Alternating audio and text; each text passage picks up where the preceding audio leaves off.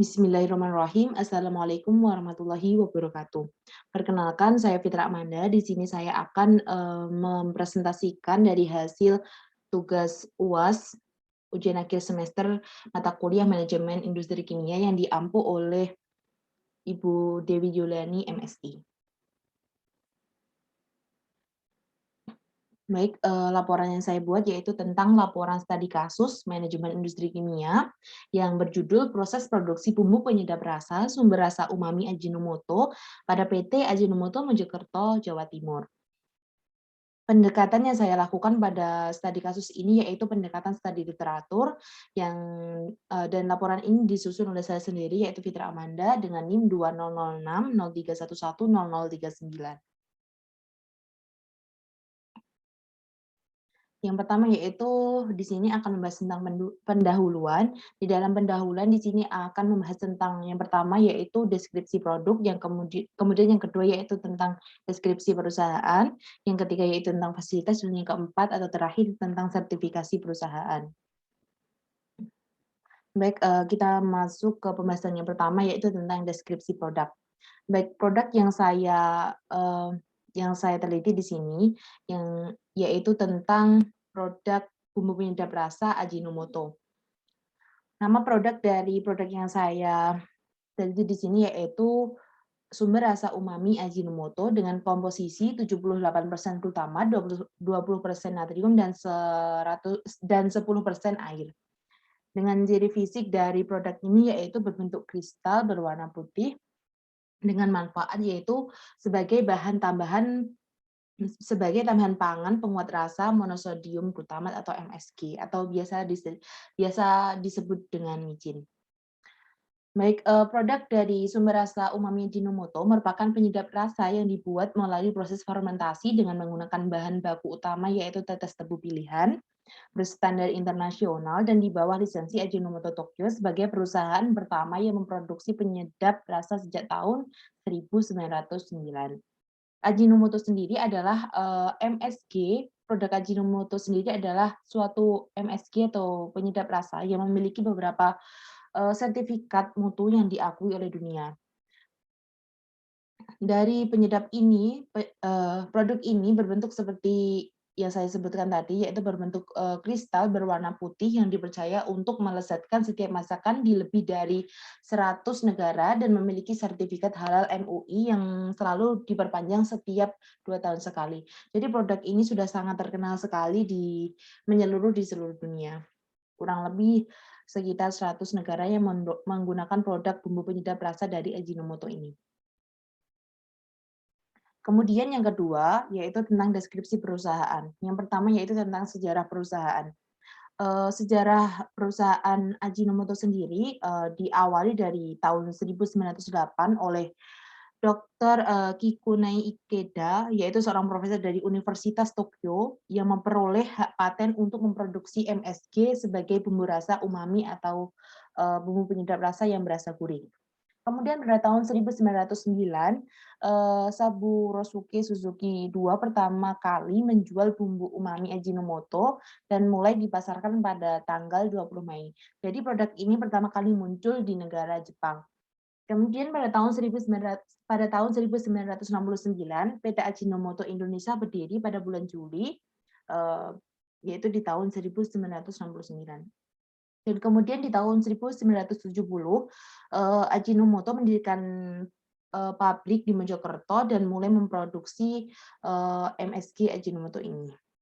Kemudian pada tahun 1980 dan tahun 1987, yakni MSG dinyatakan kembali sebagai bahan tambahan pangan yang aman oleh US FDA. Jadi di sini MSG yang awalnya dipercaya memiliki kandungan yang berbahaya untuk tubuh ternyata aman untuk tubuh dengan syarat tidak digunakan secara berlebihan. Kemudian pada tahun 1987, MSG dikategorikan sebagai bahan tambahan pangan yang aman oleh JACFA. Selanjutnya yang kedua yaitu lokasi perusahaan. Jadi lokasi perusahaan Ajinomoto yang saya teliti di sini yaitu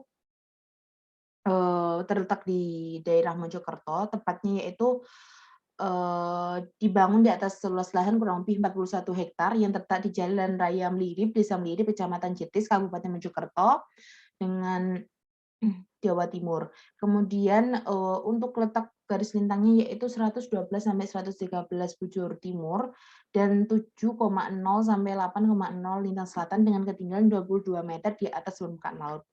Perkiraan lokasi PT Ajinomoto Indonesia yaitu 7 kilometer dari Kota Mojokerto dan 50 kilometer ke timur Surabaya. Adapun batas-batas dari letak pabrik PT Ajinomoto Indonesia yang terletak di Mojokerto antara lain, sebelah selatan itu berbatasan dengan Sungai Berantas, kemudian sebelah utara berbatasan dengan Desa Melirip, mohon maaf di sini typo, kemudian di sebelah barat yaitu berbatasan dengan pemukiman penduduk dan sebelah timurnya yaitu dengan Desa Padangan. Selanjutnya yaitu struktur organisasi dari PT Ajinomoto Indonesia. Yang pertama yaitu ada Vice President Director, yaitu di sini bertanggung jawab atas jalannya perusahaan dengan cara menentukan alur kebijaksanaan perusahaan baik intern maupun ekstern. Jadi bertanggung jawab atas kebijakan perusahaan baik secara eksternal maupun internal. Kemudian ada factory manager, yaitu orang yang memiliki hak untuk menentukan keputusan yang berhubungan dengan desain dari sistem produksi serta operasional dan pengendalian sistem tersebut, baik dalam jangka waktu panjang maupun pendek. Yang ketiga yaitu ada departemen pertama tentang planning atau perencanaan, di antaranya dalam departemen tersebut ada QA dan juga QP, yaitu Quality Assurance dan Quality Planning, yaitu Departemen Fisik dan Distribusi, yaitu Physical and Distribution, kemudian ada Departemen Pengadaan atau Perkes. Kemudian yang kedua yaitu Departemen kedua tentang food ingredient. Di antaranya ada Departemen P1, MSG Book, kemudian Departemen P5, Utility, Departemen P6 ada WWT and By Production. Selanjutnya, departemen yang ketiga yaitu food product. Di sini ada departemen food production 1, kemudian departemen food production 2, departemen food production 3, dan departemen food production 4. Selanjutnya ada departemen keempat yaitu tentang menangani tentang general administration. Di sana ada departemen GNP yaitu general and personal, dan departemen keuangan dan akuntansi, finance and accounting. Kemudian ada iTech Food. Di sini merupakan pusat penelitian mengenai produk makanan dari PT Ajinomoto Indonesia, tapi di luar MSG. Selanjutnya yaitu unit-unit perusahaan dari PT Ajinomoto Indonesia. Di sini ada unit-unit perusahaan ini berhubungan dengan alat-alat yang digunakan untuk produksi dari PT Ajinomoto Indonesia, yaitu yang pertama yaitu unit dekalsifikasi. Di sana ada alat-alatnya seperti ada ground tank, pompa, can molasses storage tank, kemudian dekalsification tank, kemudian ada plate heat exchanger, dan lain sebagainya. Yang kedua yaitu unit fermentasi dan isolasi. Di sana ada first seed fermentor, second seed fermentor, dan lain sebagainya. Kemudian yang ketiga yaitu unit sakarifikasi. Di sana ada dissolution tank, temporary screen, dan lain sebagainya. Dan yang keempat yaitu unit purifikasi. Di sana ada decolorization tank, filtration tank, evaporator, dan sebagainya.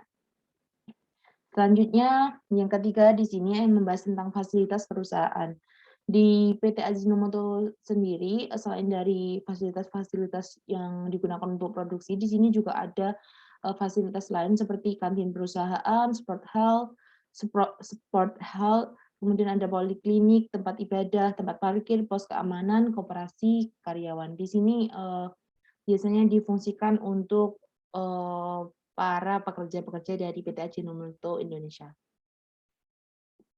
Kemudian yang keempat, di sini akan membahas tentang sertifikasi perusahaan. Ajinomoto sendiri ternyata sudah sangat banyak mendapatkan sertifikasi baik secara sertifikat dari internasional maupun nasional.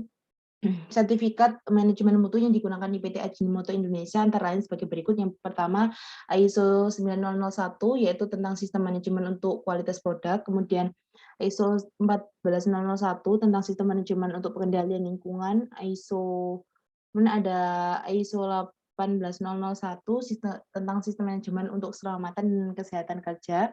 Kemudian ada ISO 22000 tentang sistem manajemen untuk keamanan pangan. Dan ada SJH, yaitu sistem manajemen untuk jaminan halal dari MUI. Kemudian ada OSAS 18001 untuk manajemen K3 dari Badan Sertifikasi SGS dengan akreditasi UKAS, yaitu United Kingdom Accreditation Service. Dan semua manajemen di atas seperti ISO 901, ISO 14001, OHSAS, kemudian ada CCP akan diaudit oleh PT Ajinomoto setiap 6 bulan sekali oleh SGS, Badan Sertifikasi Nasional, untuk memeriksa ketetapan antar aplikasi dan standarnya. Dan untuk sistem jaminan halal akan diaudit oleh LPPOM MUI. Baik, selanjutnya yaitu kita masuk ke proses produksi. Dari proses produksi di sini ada 3 tahapan. Yang pertama persiapan praproduksi, kemudian ada proses produksi itu sendiri, kemudian yang ketiga yaitu pasca produksi, setelah produksi. Yang pertama tentang persiapan praproduksi. Di sana ada seperti persiapan bahan baku. Di sana yang disiapkan ada bahan baku utama seperti atas tebu atau can molasses, dan ada bahan pendukung seperti NaOH, H2SO4, ada enzim, vitamin, mineral, dan sebagainya. Kemudian yang kedua yaitu persiapan alat produksi. Di sini fungsinya yaitu untuk menyiapkan alat-alat yang akan digunakan dalam memproduksi MSG, seperti dicek apakah alat tersebut masih berfungsi dan sebagainya.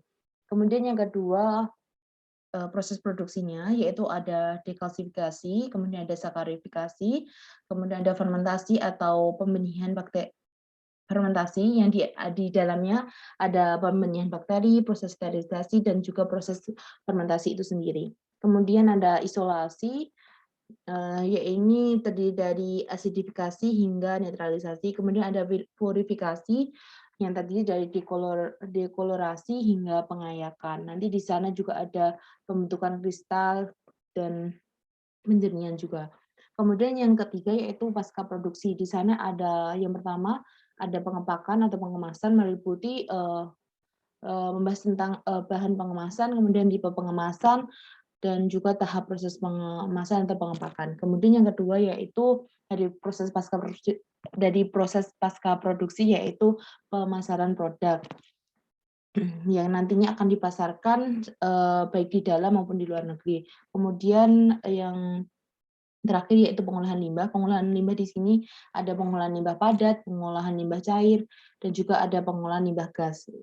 Kalau pengolahan limbah padat itu seperti pengolahan sisa bekas bahan baku, kemudian ada juga pengolahan gipsum, untuk pengolahan cairnya itu seperti pengolahan aminan dan sebagainya. Selanjutnya di sini akan membahas tentang info tambahan. Info tambahan di sini yang pertama akan membahas tentang standarisasi mutu MSG. Menurut Bakri 2005, mutu MSG akan terus-menerus diawasi dan diharuskan memenuhi syarat mutu sesuai dengan yang pertama persyaratan mutu yang ditetapkan oleh Departemen Kesehatan Republik Indonesia, yang kedua yaitu persyaratan mutu yang ditetapkan oleh Departemen Perindustrian dan Perdagangan Republik Indonesia atau SII. Kemudian persyaratan mutu juga akan ditetapkan dari SNI, Standar Nasional Indonesia, dan juga standar mutu internasional. Kemudian MSG sendiri yang diteliti di luar negeri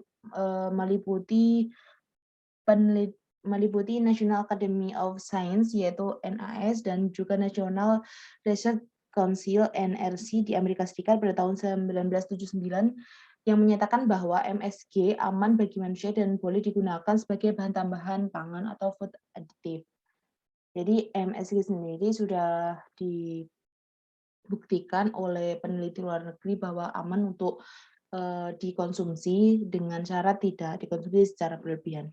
Kemudian ada pengendalian mutu. yaitu di PT Ajinomoto Indonesia sendiri ada pengendalian mutu produk, kemudian ada pengendalian mutu bahan baku, pengendalian mutu bahan pendukung, pengendalian mutu proses produksi, dan juga sistem manajemen mutu. Kemudian yang ketiga ada utilitas.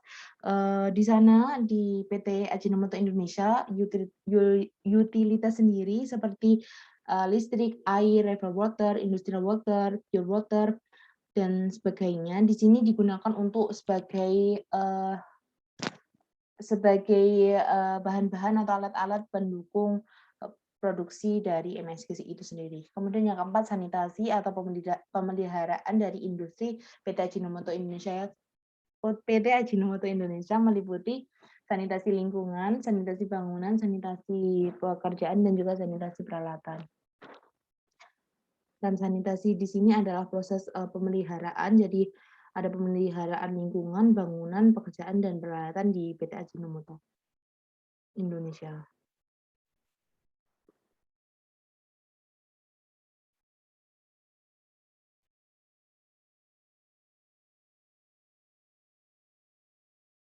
Baik, di sini saya akan memberikan komentar saya mengenai PT Ajinomoto Indonesia yang terletak di Mojokerto. Jadi PT Ajinomoto Indonesia sendiri merupakan perusahaannya telah cukup baik dan terpercaya dikarenakan perusahaan ini telah lolos dari berbagai uji mutu baik secara internasional maupun internasional. Kemudian yang kedua, berdasarkan pemilihan lokasi, PT Ajinomoto Indonesia telah mendirikan suatu perusahaan yang strategis yang terletak di Mojokerto itu sendiri. Sebenarnya PT Ajinomoto Indonesia juga terletak di daerah Karawang kalau tidak salah, yang satunya. Kemudian yang satunya juga ini terletak di Mojokerto. Itu lokasinya sudah sangat strategis karena dekat dengan sungai juga. Jadi untuk pengambilan seperti air itu akan lebih mudah. Kemudian yang ketiga, dalam hal produksi dan pemilihan bahan, PT Ajinomoto masih perlu lagi melakukan pemilihan sumber karbon atau glukosa alternatif selain dari tapioka untuk mengantisipasi semakin berkurangnya jumlah kandungan glukosa pada cane molasses akibat efisiensi pabrik gula yang semakin tinggi. Kemudian untuk kelancaran dan juga demi kelancaran kesehatan dan keselamatan kerja dari pekerja di PT Ajinomoto Indonesia, hendaknya PT Ajinomoto Indonesia sendiri meningkatkan kedisiplinan dalam menggunakan perlengkapan safety dan pelaksanaan aktivitas kerja itu sendiri. Kemudian yang terakhir, menurut saya PT Ajinomoto Indonesia telah menerapkan sistem pengolahan limbah yang ramah lingkungan, karena PT Ajinomoto Indonesia juga mendapatkan predikat zero emission yang perlu dipertahankan dan disebarluaskan akan menjadi teladan bagi perusahaan lain untuk menjaga keseimbangan lingkungan.